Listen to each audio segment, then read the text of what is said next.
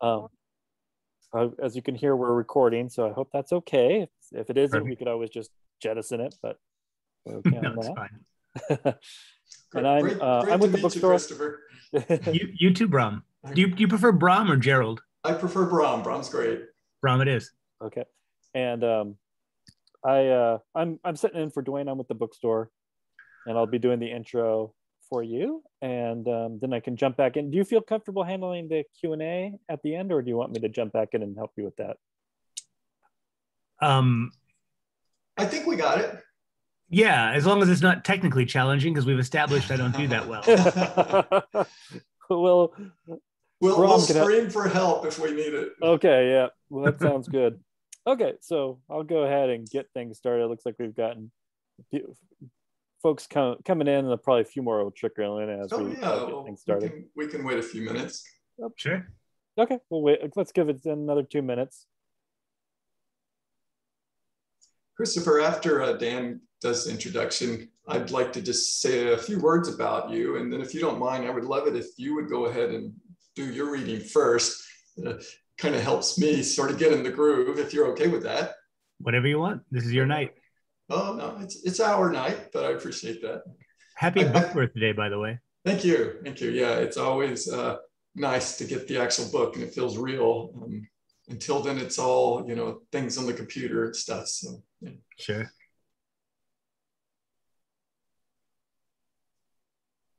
Oh, there's Kelly. That's my editor. Oh, nice. Hi, Kelly. Hey, Kelly. Hey, Kelly. Kelly's my hero. She really saved my butt in so many ways. I have the same relationship with my editor, Lindsay. I understand.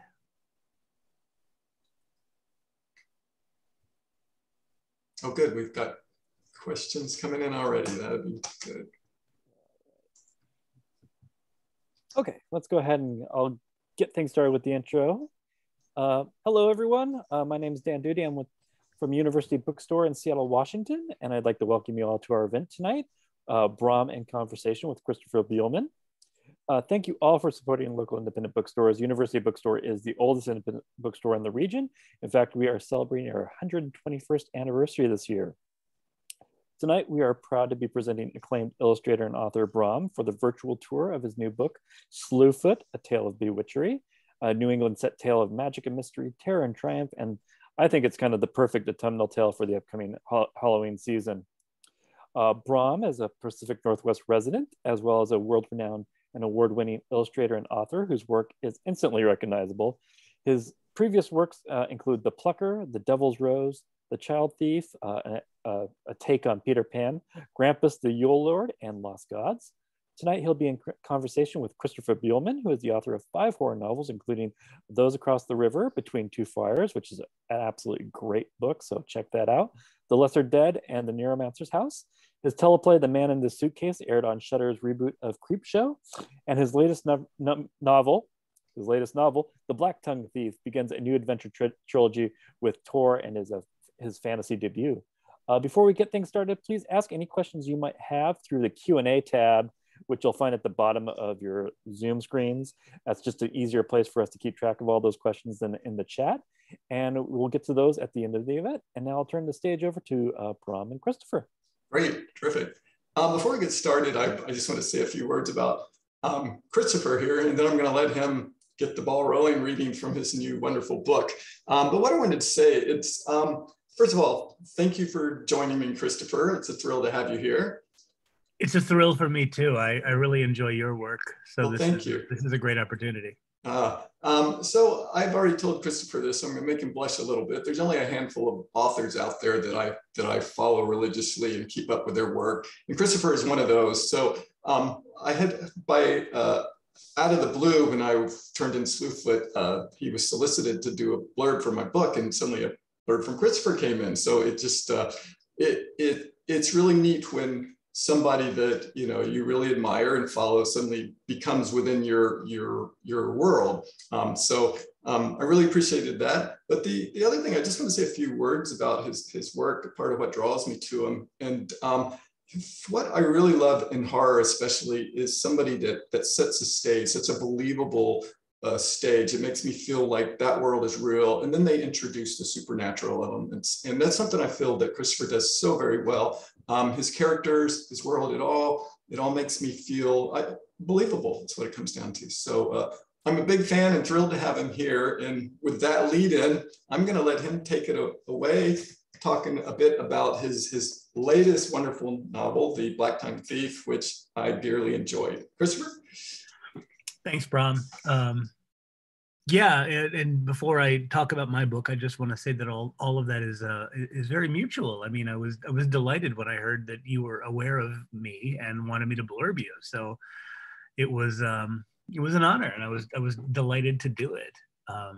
I first got reeled in by Lost Gods. I was in a Books a Million somewhere, maybe Louisiana, and I saw that haunting picture of the red lady sphinx on the cover, and I was like, what is this? So I know the artist, so I can get him to do work for me cheap. So. Yeah, if you can hook me up, I might want him to do some for me too. So okay, that's great. It's a deal. All right.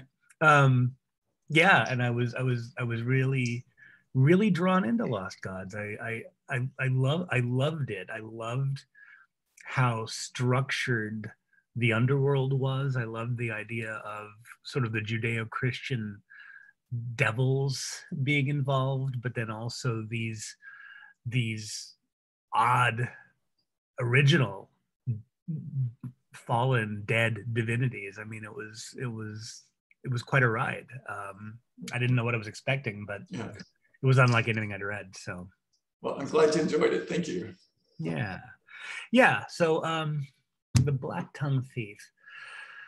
As my friend Brom said, I wrote horror exclusively in novel form I wrote 5 horror novels.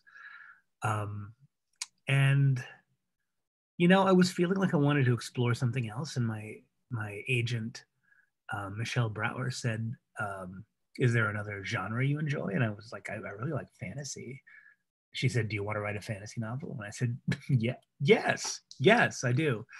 So that was the inception of this book. And I've been tinkering with it for a while, quite honestly. I started writing it in 2016, right when my last horror novel came out. So I've sort of been out of the scene for a little bit. This is my first, May 25th was my first book birthday in 5 years. Wow. So yeah, I wanted to, I really enjoy the fantasy subgenre people call grimdark. But and you coined that word, by the way, right? Well, I coined grindark. Grindark, okay. Grindark, yeah. Because I didn't want to write something that was just, although I enjoy, unrelenting or semi-unrelenting bleakness in novels from time to time. I wanted to do something that was funny too. So the first thing I did was I wrote, there's an opening scene with an ambush, and I'll be reading to you from that. But the first version of it was in the third person. So, and after I wrote that, I read it and I went, wow, that's so dark.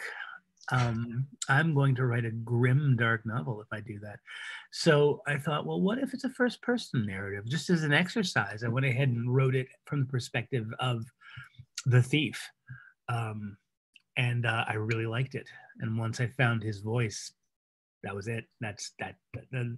The third person thing was gone. But before I talk it to death, let me just go ahead and read that beginning.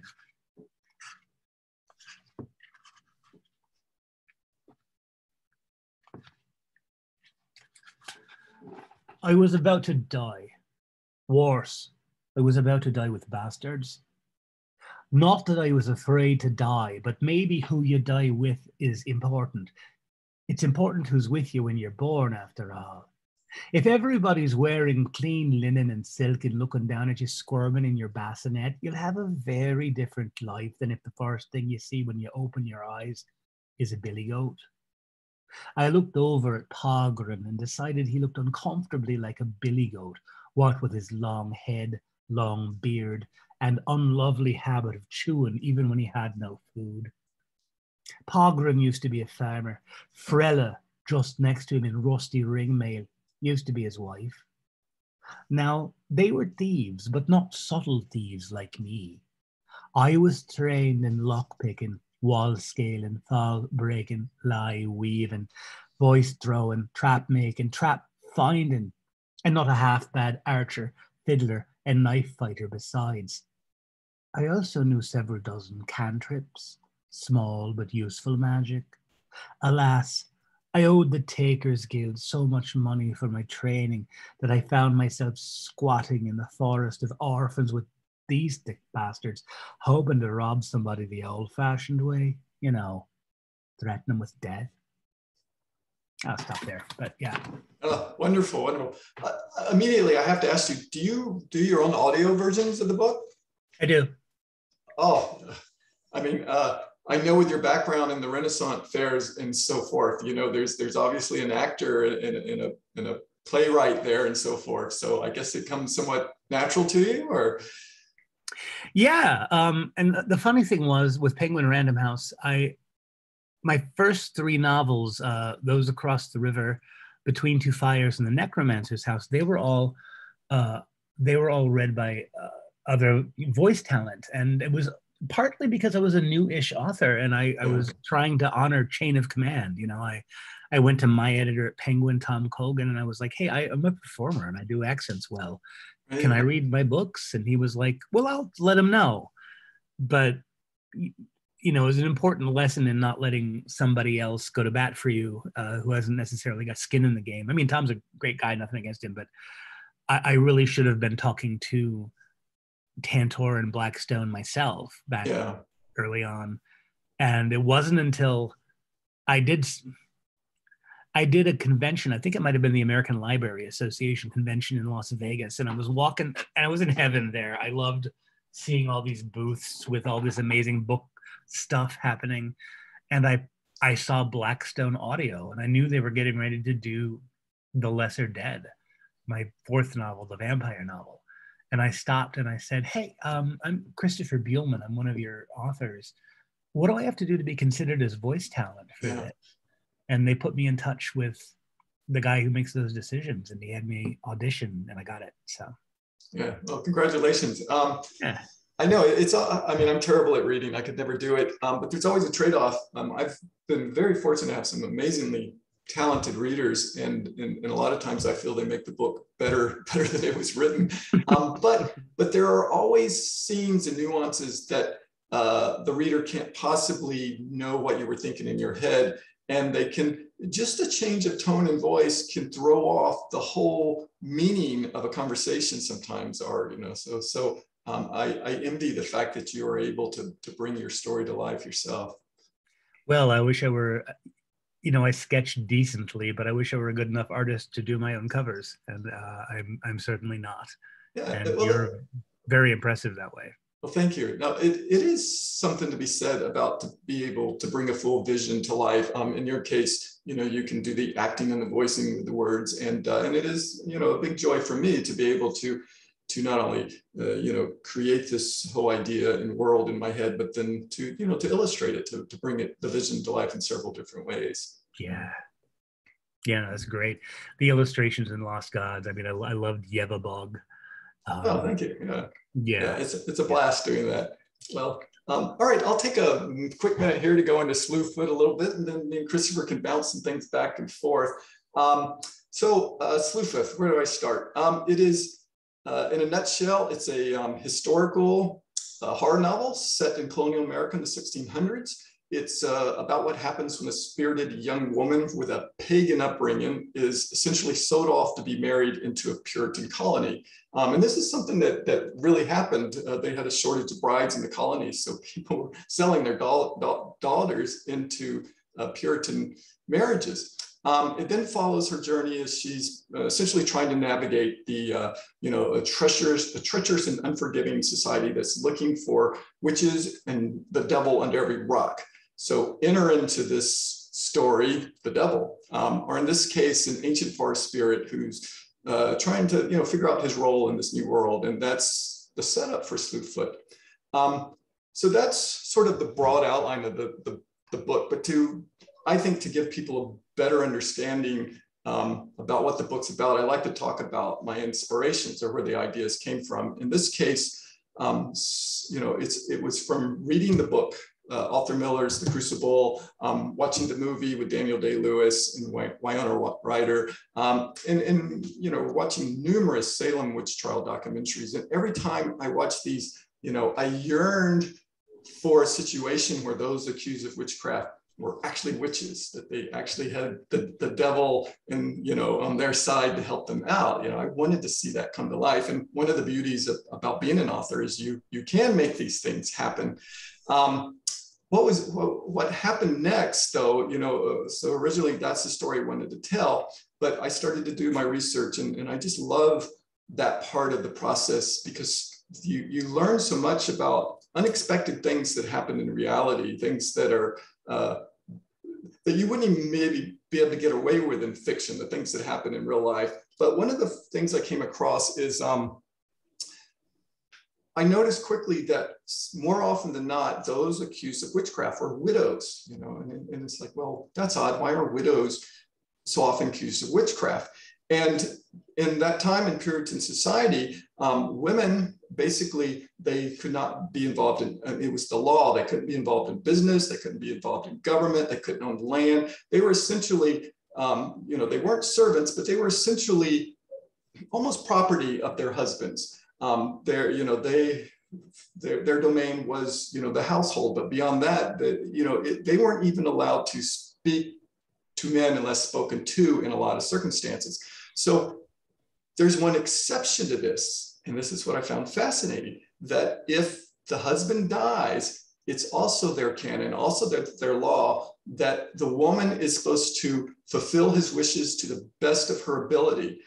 In this one rare case, women suddenly become the equal to any man in the Puritan society. So I was just like, oh, that's a story. That's a story right there. And especially in this case, if you have this woman with a pagan upbringing who's brought into this society and she's not fitting in, and then her husband dies, I was intrigued to know what would happen in that situation. So that, and then of course, throwing in the devil, that was pretty much what set this story, got this story going. Nice. Yeah, I really enjoyed it. I was a big fan of Eggers' The Witch, and it brought some of that same wonderfully satisfying, historical, horrific vibe to it. I loved. Yeah. I was going to say you hit it on the head. That was also a big inspiration. And the whole time I watched The Witch, which in its turn is based on a long line of witch mythology. They got it right. They did their research. But the whole time I was watching that, as is typical with me with horror novels, I wanted to know what was going on from the devil's point of view. What was the devil thinking? Why was he seducing these witches, and what were the witches thinking? So yeah, that definitely played right into it. Yeah, absolutely. And I loved all the little messed up animals coming around and being sort of goads to the Samson / Slewfoot character. It was very entertaining. Well, thank you. Yeah. I mean, there's a part of me that when I am creating the characters, I am thinking along the lines of what do I want to paint? What would make this interesting to paint? So, and which also leads to another thing I find interesting in the process is the fact that what I want to paint helps create the characters. And often, it goes back and forth. What I discover in the writing ends up in the painting, and what I discover in the painting ends up in the writing. Well, you've anticipated one of the questions I wrote down for you, so yeah. Oh, okay. That's good, because I was curious. I was like, do you when you're designing, building, a creature or a person, do you sketch them first, or do you write them first and then sketch them? So early on, I'll give just a quick backstory here. Always, since I was a kid, I liked to write and illustrate. I would get my pieces of notepaper and draw my little creatures and write a story underneath and make a book with a stapler. And, I made a book, and it's so cool that, somehow I'm able to do that to this day. But early on, I excelled at my art, and there was an avenue to make a living at that. So that's where I put all my effort until I was about 30. And somewhere around 30, I started to get burnt out. I was reliant on commissions, and commissions got to the point where they were really wanting me to paint the same painting I'd already done before. So I wasn't feeling like I was making forward progress. And I had all these things that I wanted to paint. So I thought, well, I love to write. If I could find a way to, write stories and illustrate them, that's one way to give myself that freedom. So the first novels that I wrote, The Plucker and the Devil's Rose, they were very illustration heavy. There'd be an illustration on one page with prose on the other. And that was very satisfying. And I love that format. It's incredibly time consuming to do that many paintings for a book, though. And at some point, the writer in me, the author in me, became more confident, and also I wanted to be able to prove, can I write a book that would stand on prose alone? So that's when The Child Thief, the first book I wrote, came about. But the other point I'm trying to make, early on, my books were based mostly on what I wanted to paint. With The Plucker, I wanted to paint evil toys. With The Devil's Rose, I wanted to paint undead zombies on motorcycles. So I crafted stories around these things I wanted to paint. But as I became better at writing and the understanding of how important, a good concept is and an interesting setup is, the illustrations did become the secondary development phase. It was more about the big idea.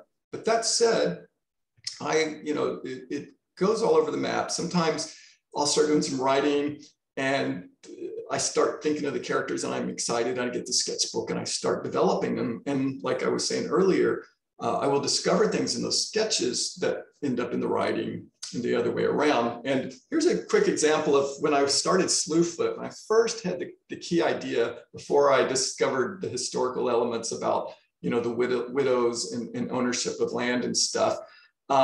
I had a vision for Abitha, and you can see the painting behind me on the wall here. I did this painting, that was going to be the cover. And you can see how it is similar, but that character and, the rabbit and so on and so forth ended up not being in the painting. In the book. So it's an example of why you shouldn't do paintings until your book is near completion.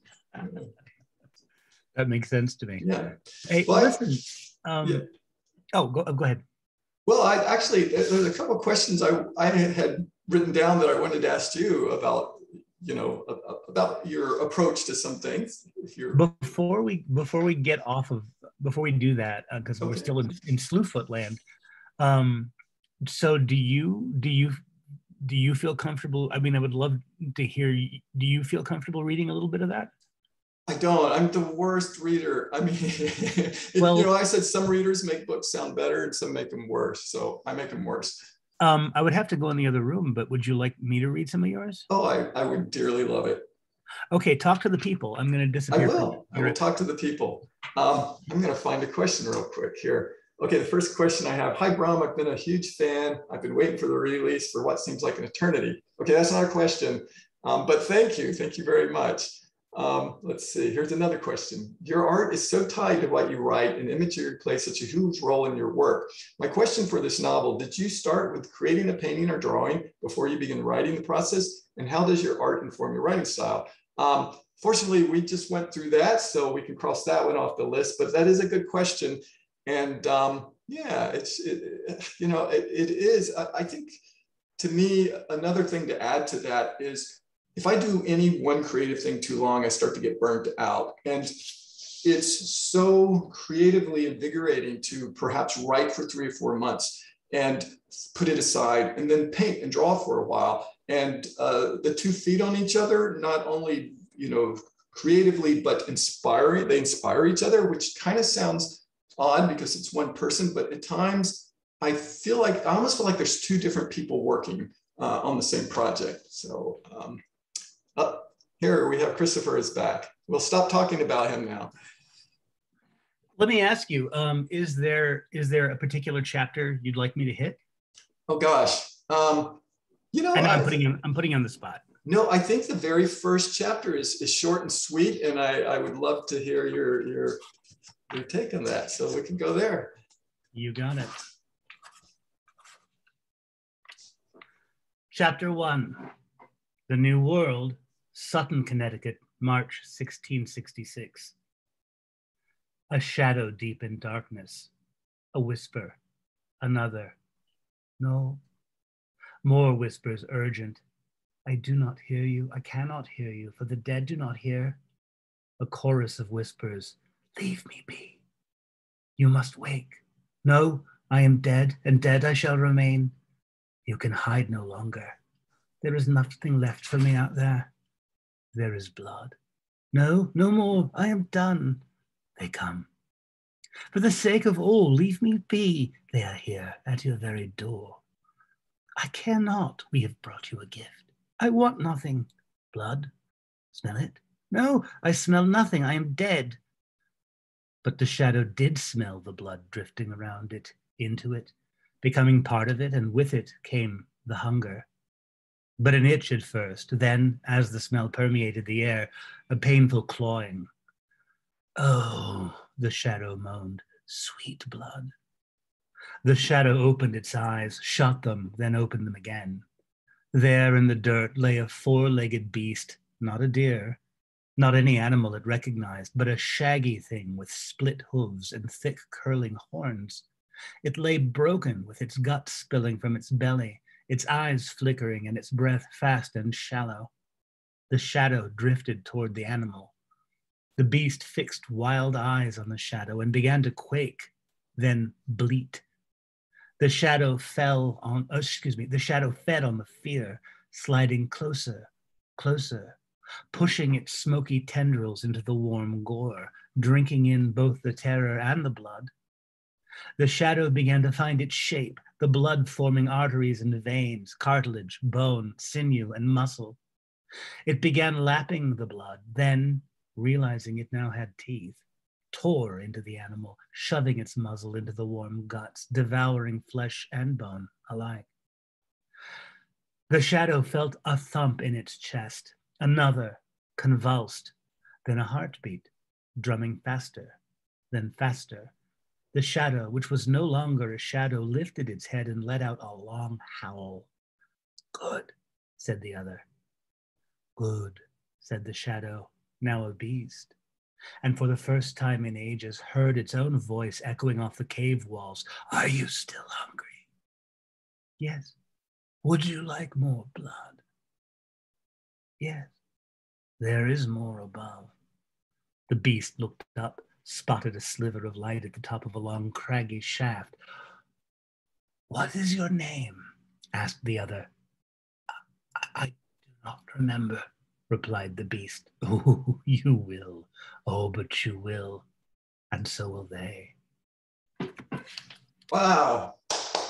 Bravo. That was wonderful. God, how can you, I don't even understand how you can do that with just one pass. That's incredible. That's really cool to hear your interpretation too, because you just nailed it. That was beautiful. Oh, cool. Good. And it's actually a wonderful segue into, I mean, to me, you have a fascinating background. So there's a couple of questions I've just been dying to ask you. And obviously this segues, I was going to say, into the fact that you spent a lot of time in Renaissance fairs, my understanding, as Christophe the Insulter? Christophe the Insulter, yeah. Can you, I want to know a little bit about that, but I also want to know how that experience is played into your writing and how it helped with your writing. I feel like I've been very lucky. I mean, I was not sort of an MFA person who came out of the academic approach to writing, which is a lovely and valid way to do it, but that wasn't my way.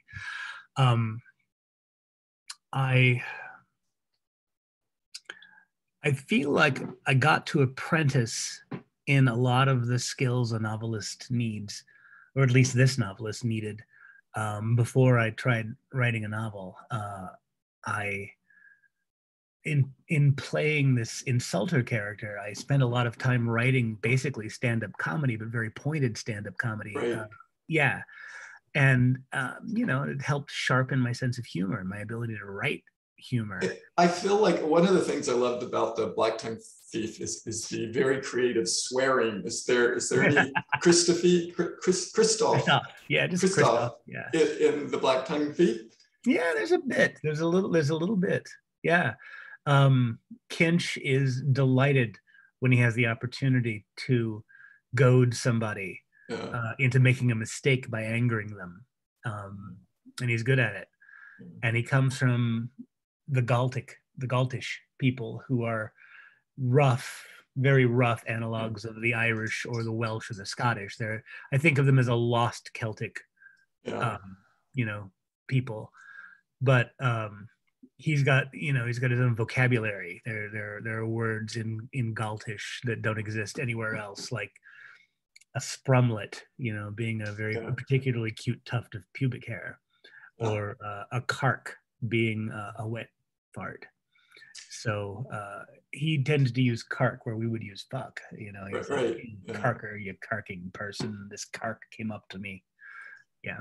Now is that made up, or is that invented? Yeah. Yeah, it's invented. One of the other things that I found fascinating about the Black Tongue Thief is there was such a world beneath everything you wrote. In other words, without going into detail of everything, you alluded to so much of a bigger world. And perhaps is there, when Tolkien wrote The Lord of the Rings, there was a Silmarillion, there was this whole world worked out that, was beneath The Lord of the Rings. Have you worked out the Black Tongue Thief to that extent? No one has worked out any world to the extent that J.R.R. Tolkien worked out his world. There are definitely a lot of layers beneath the surface that are not addressed directly. I think it was Hemingway who said, you only have to describe the tip of the iceberg, but you have to know the whole iceberg. Yes. So yeah, there's a lot of stuff. I mean, I really enjoy, and this is one of the things I love best about your work is world building, but I enjoy world building too. And so I've got this whole map of man reach, the kingdoms of men, as opposed to the province of the goblins who are coming to destroy them. Yeah. But I know the histories of all these countries, at least in part. We mentioned the country of Espantia, which is roughly Spain-like. But I've got a whole bunch of other cities that are Espanthian cities that we haven't met yet. Right. And this is going to be a trilogy, so there's more to come, obviously. There's more to come. I found, I dearly enjoy world building, but, I find each of my novels has what they're about.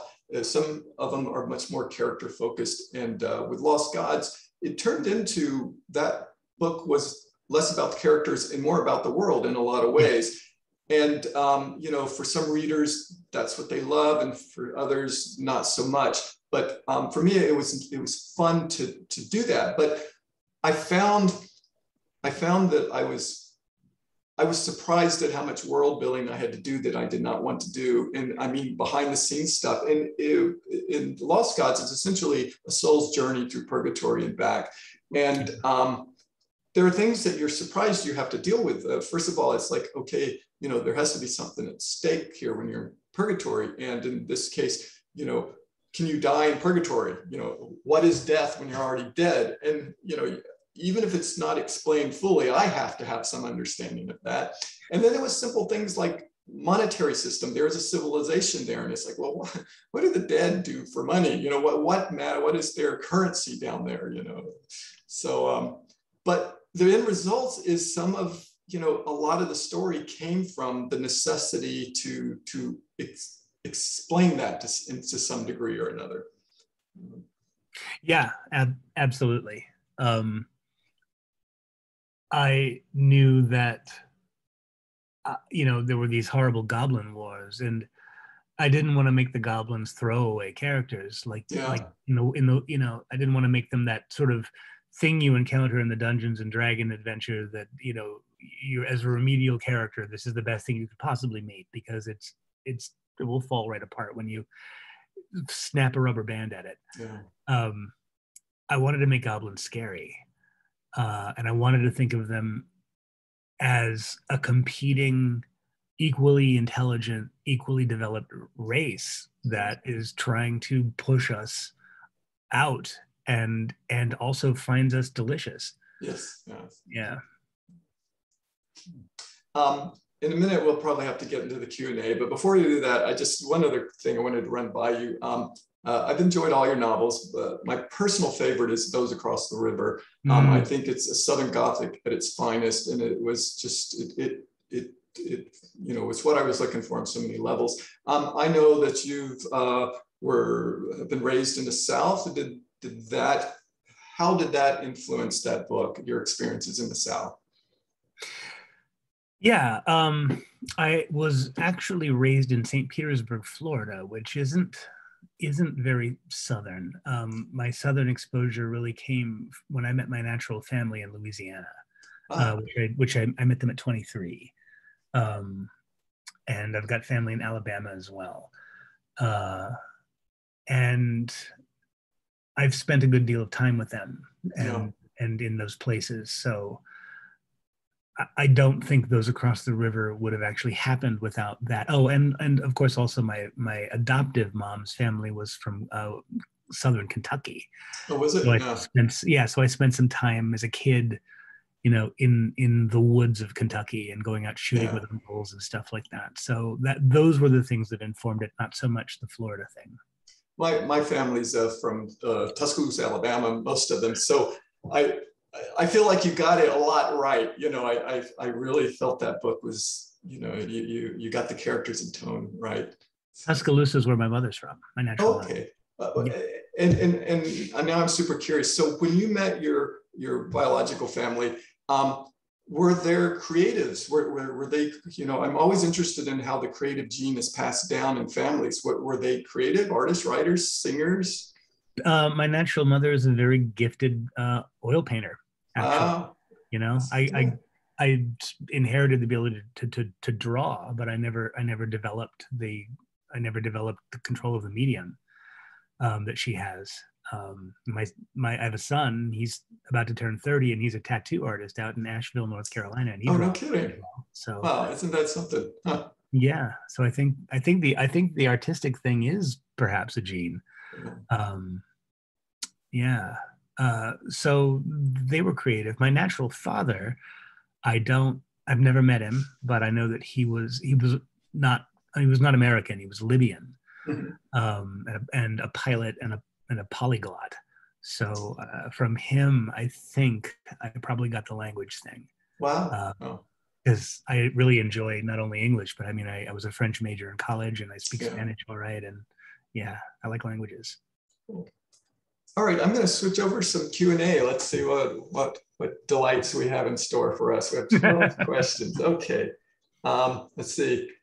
To Brom, I brought an advanced copy of Krampus at a book convention years ago, and the cover, of course, intrigued me. The story gave me respite from outside reality, truly magical writing. So picked up other works, and as well as procuring and hanging up a couple of your lithographs. Thank you for making life more enjoyable. Okay, Dennis, again, that's not a question. You have to make it into, it's like Jeopardy. You have to make it into a question.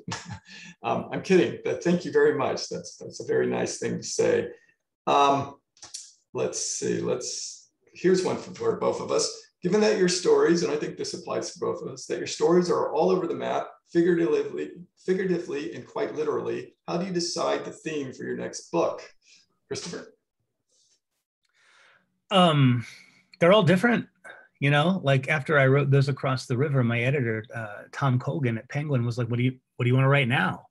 And I had so enjoyed the journey of historical research, because Those Across the River being set in 1935 and with a character who fought in the First World War, and being in the Deep South, then I had a lot of reading to do, a lot of reading to do. And I loved it.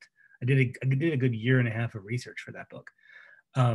So when Tom asked me what I wanted to write next, I was still buzzing on the high of that historical research. That I framed it for myself in terms of where did I want to spend the next year and a half of research, and I thought the Middle Ages. So that was the genesis of Between Two Fires. But every book has had a different spark that got it going. Yeah. How about you? That's a good point, though. You know, when you start one of these books, you can easily be there for a year or two or three. And you do have to think somewhat about your mental health, where you want to be. Writing Slewfoot with, Puritans and dealing with the trials of the witches, accused of witches go through. And so it's a very bleak novel. And, you have to get into that mind space to do that. And, as much as I like to be in a melancholy state of mind, it was trying at times, especially during COVID. But back to yeah. So perhaps a humorous novel might be a nice choice at this point. But back to the question. I think the novels so often find me. There's always these ideas that are just kind of half coming together in the back of my mind, and all of a sudden one just seems to come to the forefront, like this is the one you have to write. And I can't even always define what makes the click. It's just something that fascinates me. So though from this last experience, I will say the historical novel was very rewarding. It was very fascinating doing all the research, but it was a lot of work because, with mythology, there's so much flexibility in mythology. All those tales have been told 100 different ways for thousands of years. But, in Slewfoot, there's a type of currency called wampum, and it was a milled bead. And I needed to get that right because people would call me out. And so it was a lot of work, but at the same time, it was fun to learn, all those things. I'm like an expert for about 6 months after I write a novel, and then it all kind of fades away. But I've had exactly that experience because I was sort of a minor authority on the Battle of Crécy and 14th century France after I wrote Between Two Fires. But now I try to recall things, and I'm like, well, what was the word for this? You put your lance in? Oh, a feuder. That's right. Yeah. I'm glad to hear that. I'm glad to hear it too. Let me peel off a question for you. Oh yeah, please. This is from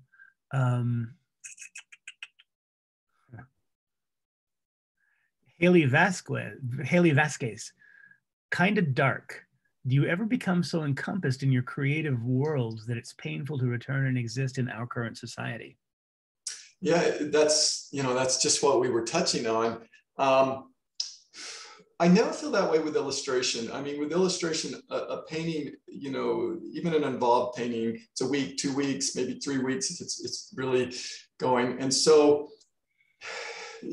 you're not as emotionally vested. But for me with writing, when I go into a character, for me to write that character, I have to be that character. To me, it's acting.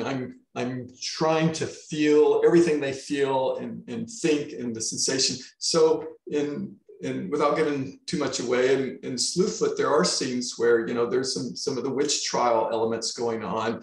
And what might take somebody an hour to read a chapter, I might spend 4 days in that chapter, 5 days writing it, So yeah, it is, and it can affect your mood, absolutely. How about you, Christopher? Yeah, I'll be perfectly honest. I'm very glad that I was not in a horror place and writing horror things when COVID struck. Yeah. It was better to be in fantasy at that point. I've definitely had books affect me when I've had to spend a long time and sort of in the dark with them. Between Two Fires was one. Yeah. I went to France to write the last about quarter of it. Wow. And I rented an apartment in Avignon, and I was right across from the Papal Palace. And I'm sort of a method writer in if that makes any sense. That I totally get that. Yes. Yeah. So I'm living, eating, and breathing whatever it is that I'm doing, and I was Between Two Fires is about a war between heaven and hell, and I had to describe not only hell itself as you have done, but I had to. I had to go to some really dark places and stay deeply in them, and I had some very vivid nightmares Wow. in that room in France. It was the Hôtel Médiéval, which used to be a cardinal's apartment back in the 1600s. So that the walls were sort of filled with stuff. But yeah. I love that term, a method writer. That's perfect. All right, I'm gonna find another question here. This is from my editor, Kelly Lonesome asked, Christopher, are you going to narrate Brom's next book? I'm available. All right. All right, here's a question. Okay, this one's, oops, disappeared. These move fast. Okay, here we go. Amy Carson says, what takes longer, the writing or the artwork for the characters? Well, I mean, the prose overall definitely, takes a long time. Yeah. I mean, with these novels, it's probably, easy. Yeah, let me even try to guess, 9 months-ish writing and then 3 to 4 months painting. So, and that can depend on many factors. Some books seem to just almost write themselves and others are a real struggle. Christopher, how long does an average book take you to write? Does it vary? Varies a lot. They always say the first book takes the longest because it's a part-time job. Yeah.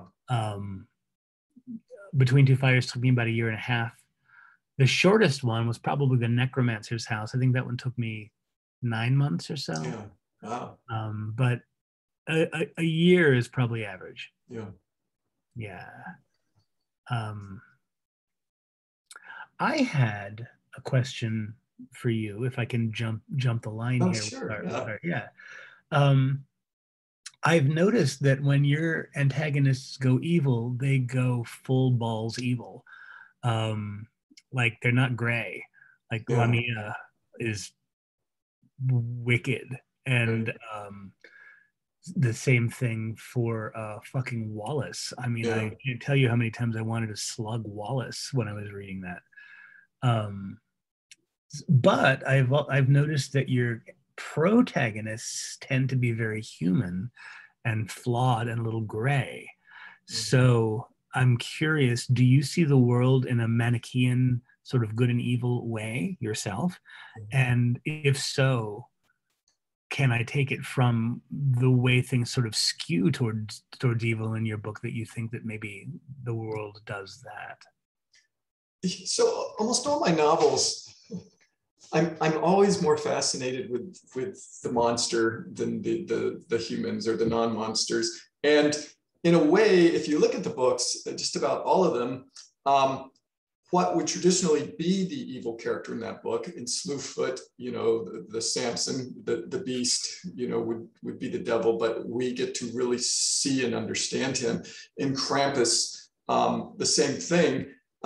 So to me, I feel like I'm taking what's traditionally that evil thing and showing, an empathetic view on why they are the way they are. And my view on that is always, it's so rare that evil actually thinks it's evil. Evil, is usually, it's either a creature that simply has to do something to survive, like your vampires, for example. The vampires, they have to drink human blood. We're just food, just like the lamb is food for the lion.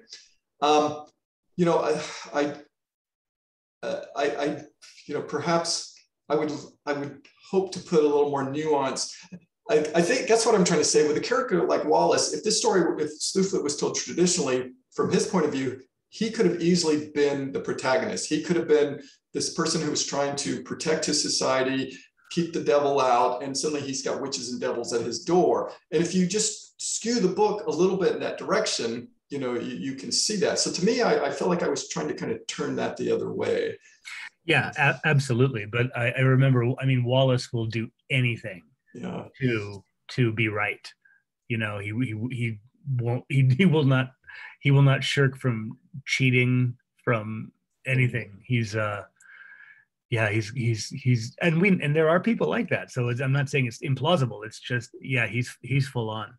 I know, and I did struggle with that a little bit with the writer, as a writer, you know, try, you know, you want your characters to be believable and dimensional. But gosh, in real life, it is surprising just how many people can just be, you know, there are people that will knock old women over the head for $20. There are just people that are just beyond comprehension how bad they are. So, you know, to me, if somebody thinks that their father's land is being stolen by a witch, you know, what would they not do, I guess. No, and that makes perfect sense. I mean, but that's a very good point. All right, let's see what we've got here.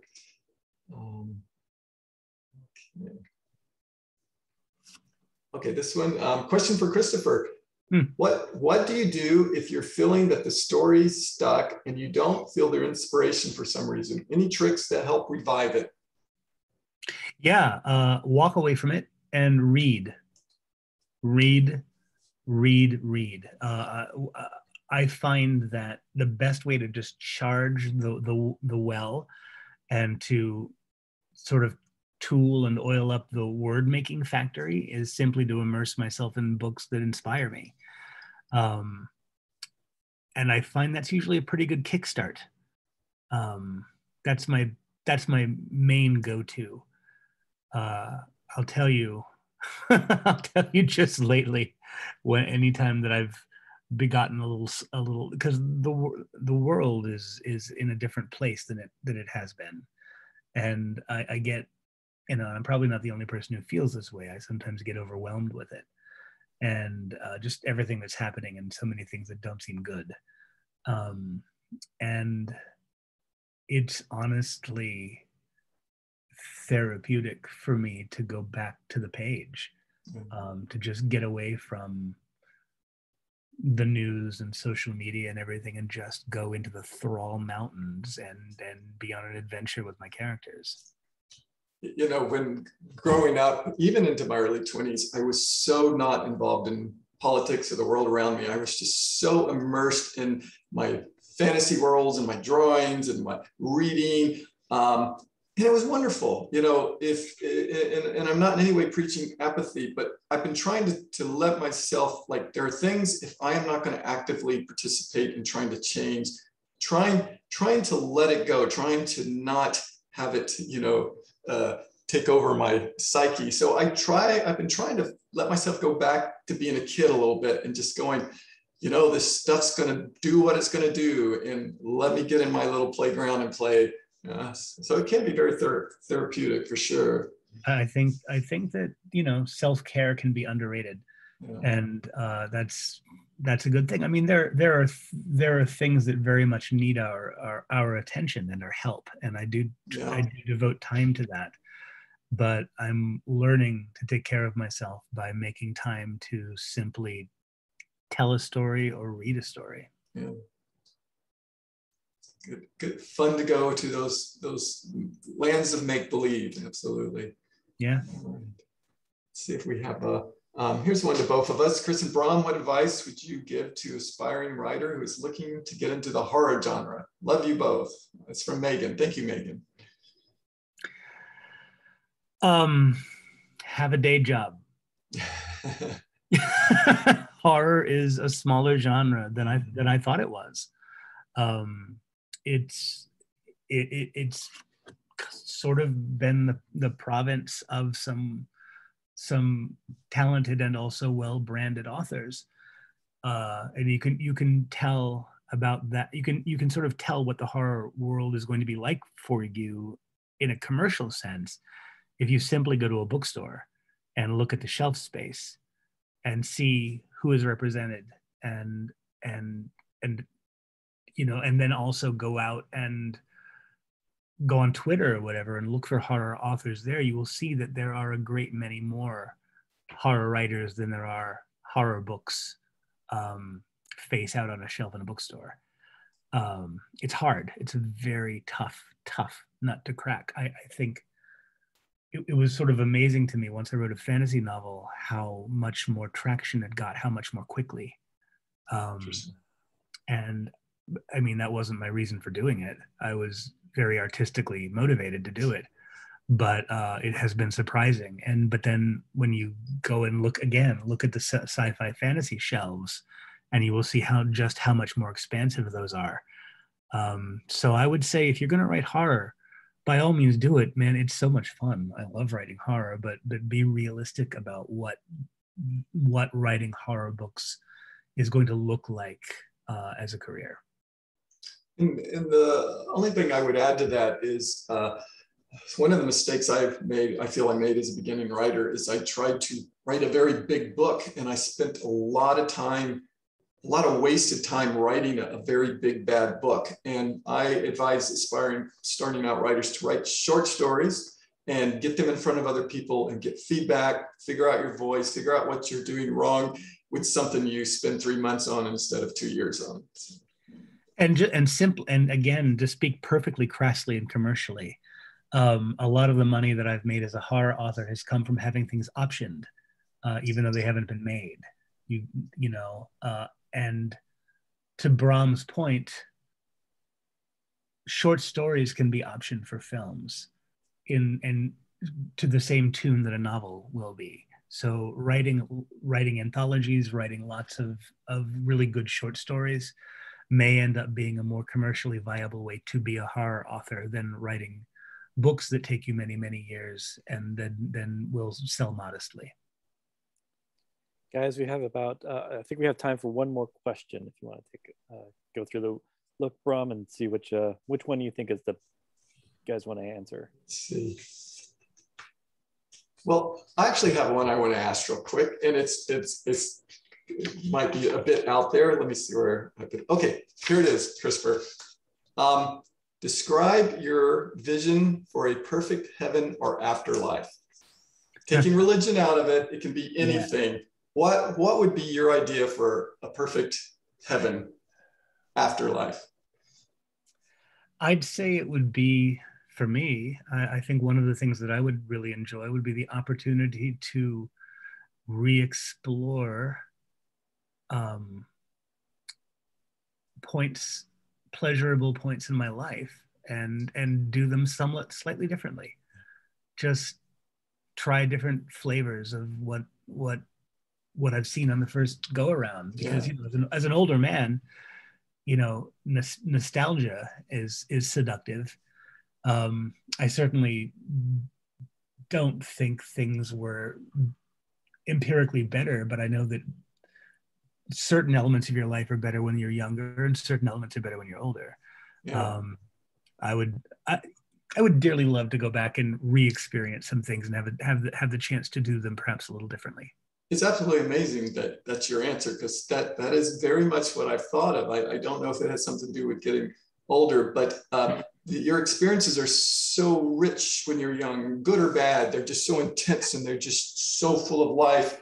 And I would love sometimes I wonder if whatever this afterlife is, picking your favorite things through your life and going back and experiencing them. Now, on the other side of that, I often wonder if just not existing anymore is the ultimate heaven. Like any existence is, if it goes on for eternity, would turn into hell. So perhaps the alternative to that is to truly not exist. So maybe there's, we think about the idea of ghosts and people, haunting the world. Maybe there's some element of getting to experience things here until you're tired of it and then let go. Hey, it sounds like you're starting a book, Christopher. I have 2 more fantasy novels to write, Brom. Oh. Well, before Dan, you conclude things, I just want to take a quick opportunity and thank Christopher so much for joining me and all the people that showed up and asked questions. I'm sorry we couldn't get to all the questions, but I really appreciate you showing up for this. And I hope you guys enjoyed it as much as I've enjoyed the experience. Yeah, and I'm grateful that you had me come take part in this. I'm Me honored too. to be here for your book birthday. It's a lovely day. Well, I want to thank you both, Brom and Christopher, for a great event tonight. And a huge thank you to our audience today for spending an hour with us here at University Bookstore, if only virtually. This event will soon be available on the University Bookstore YouTube channel. And again, the books are from both authors are available to purchase on ubookstore.com. Thank you, everyone, and have a great evening. Thanks, Dan. Thanks, Dan. Good night.